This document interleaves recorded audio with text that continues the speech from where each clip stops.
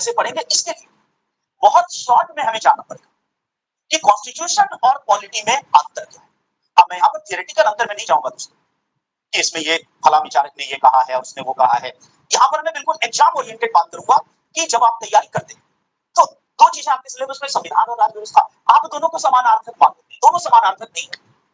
और हर टॉपिक को आपको किस लिहाज से पढ़ना है, संविधान के लिहाज से भी पढ़ना है और राज्य व्यवस्था के लिहाज से भी पढ़ना है। तो बस 5 मिनट में केवल ये बता दूं कि कॉन्स्टिट्यूशन एंड पॉलिटी क्या है, तब आपको एग्जांपल देकर बताऊं कि जब मैं प्रेसिडेंट को पढ़ूंगा तो कॉन्स्टिट्यूशन के लिहाज से प्रेसिडेंट कैसे पढ़ूंगा और वहीं पर छोड़ दूंगा तो तैयारी आती है, क्वेश्चंस नहीं लगेगा। और फिर उसको मैं पॉलिटी के लिहाज से उसी टॉपिक को कैसे तैयार करूंगा।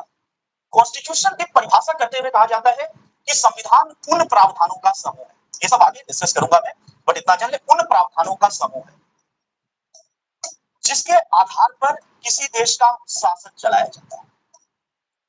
संविधान उन प्रावधानों का समूह जिसके आधार पर किसी देश का शासन चलाया जाता है। Constitution is the collection of those provisions on the basis of which a country is ruled.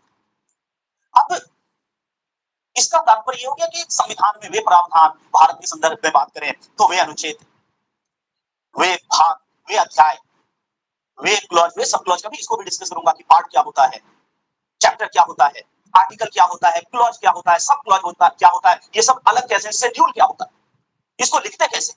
But इतना जान ले कि ये सब मिलकर हमारा संविधान बनता है। आर्टिकल, क्लॉज, सब क्लॉज, उसको हिंदी में कहते हैं अनुच्छेद, खंड, उपखंड, परंतुक, अनुसूची, भाग, अध्याय, तो जो भी उन प्रावधानों का संग्रह जिसके आधार पर शासन चलाया जाता है। शासन का मतलब क्या है?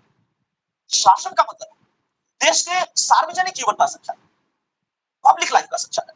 और इसलिए शासन या रूल में पब्लिक लाइफ से संबंधित सब चीजें आ जाएंगी, जैसे राजनीतिक व्यवस्था का संचालन। राजनीतिक व्यवस्था मेरा निजी मामला नहीं, आर्थिक व्यवस्था का संचालन, प्रशासनिक व्यवस्था का संचालन, कानून, शिक्षा प्रणाली। तो ध्यान रखना है, संविधान वह दस्तावेज जो शासन करता है, जिसके आधार पर शासन होता है। और शासन का मतलब क्या है? सार्वजनिक जीवन का संचालन। दोस्तों बस 5 मिनट में थोड़ा सा ये स्पष्ट करूंगा, तब मैं आपको एक्चुअली बता पाऊंगा एग्जांपल से कि सिलेबस को कैसे पढ़ना है। उसके लिए बेसिक नॉलेज जरूरी है इस वर्ड का, इसलिए मैं बता रहा हूं। ये आज मैं पढ़ा नहीं रहा हूं तो इसलिए घबराना मत कि आज लिखवा नहीं रहे, वो सब चीजें होंगी। बस केवल बेसिक समझ दे रहा हूं कि प्रेसिडेंट को या किसी भी आर्टिकल को हम संविधान में कैसे पढ़े, राज्य व्यवस्था में। तो उसी के लिए केवल थोड़ा सा 5 मिनट में केवल अंतर बता रहा हूं कि उन प्रावधानों का समूह है जिसके आधार पर किसी देश का शासन चलाया जाता है। शासन का मतलब सार्वजनिक जीवन, इसका मतलब राजनीतिक जीवन शासन में आएगा। देश का राष्ट्रपति कौन होगा, पति कौन होगा, ये निजी मामला है। तो वहां पे संविधान नहीं है, व्यक्ति अपनी इच्छा से, स्वेच्छा से विवाह जीवन साथी चुन सकता है, वो मेरा निजी मामला है। लेकिन भारत का राष्ट्रपति कौन होगा, ये मेरा निजी मामला नहीं है, ये सार्वजनिक जीवन। और इसका निर्णय किसके आधार पर होगा? संविधान के आधार, जो योग्यताएं संविधान तय करता है, जो प्रक्रिया संविधान तय करता है।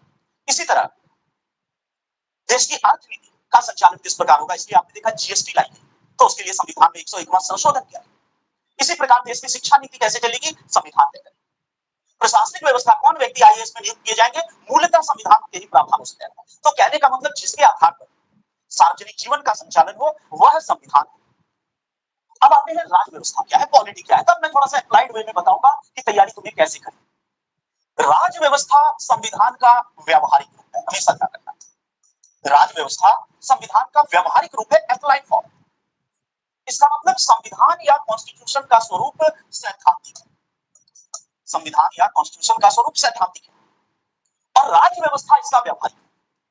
आप थोड़ा सा समझे कि हमारे सिलेबस में कौन सा वर्ड है, संविधान एवं राज्य व्यवस्था। तो आगे मैं बताऊंगा एग्जांपल देकर कि टॉपिक कैसे कवर होगा प्रेसिडेंट का। बट इतना समझ ले कि संविधान का स्वरूप सैद्धांतिक, तो उस संविधान सभा में बैठकर जो सिद्धांत तय कर दिए गए कि ये सिद्धांत देश के शासन के लिए होंगे, देश की राजनीतिक व्यवस्था इस प्रकार चलेगी, देश की प्रशासनिक व्यवस्था इस प्रकार चलेगी, आर्थिक व्यवस्था, विदेश नीति, सबके सिद्धांत संविधान।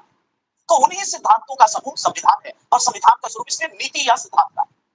ये एक प्रकार का इंस्ट्रक्शन है या डायरेक्ट, ये आपके लिए डायरेक्शन है, एक इंस्ट्रक्शन है कि इस देश में हर व्यक्ति को क्या करना है। मोदी जी को क्या करना है, यहां से ये जो सिद्धांत है इसके अकॉर्डिंग चलना। हमें क्या करना है एक नागरिक के रूप में, संविधान। एक मंत्री को क्या करना है, संविधान। सबके लिए संविधान। तो संविधान का स्वरूप सैद्धांतिक, ये ध्यान रखना। संविधान का स्वरूप सैद्धांतिक और जिसके आधार पर देश का शासन चलता है, जबकि राज्य व्यवस्था या पॉलिटी का स्वरूप व्यावहारिक है, ये ध्यान रखना। अभी मैं आऊंगा कि आंसर लिखने में या टॉपिक तैयार करने में क्या इसका, बट इतना अंतर आपको जानना चाहिए कि एक थियरी है, दूसरा उससे एप्लीकेशन है।